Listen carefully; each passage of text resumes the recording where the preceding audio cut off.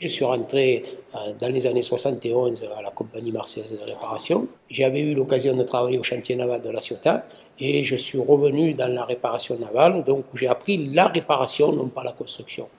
C'est totalement différent. Et donc, des années 71, je suis rentré comme ouvrier chaudronnier.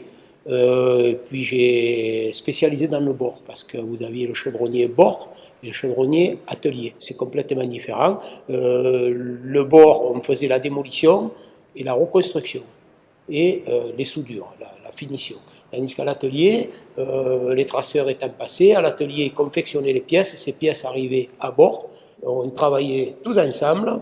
Quand on faisait, par exemple, on travaillait jour et nuit. Quand on finissait le travail à n'importe quelle heure, il fallait aller jusqu'à 6 heures, mais bien souvent, c'était un arrangement parce que le bateau, il fallait qu'il parte. À 2-3 heures du matin, au fur et à mesure que les travaux étaient finis, on montait dans la baraque, le soudeur disait « bon, ben, j'ai terminé ». Le chef d'équipe, en l'occurrence, mon rôle, c'était d'aller voir si le travail était fait, pour être tranquille que le bateau puisse partir dans de bonnes conditions.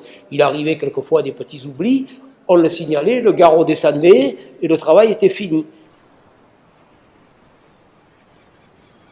Ce qui m'a le plus marqué, c'est que quand tous les gars étaient là, parce qu'on partait tous ensemble, on arrivait ensemble, on partait ensemble, même si c'était avant, mais on partait tous ensemble.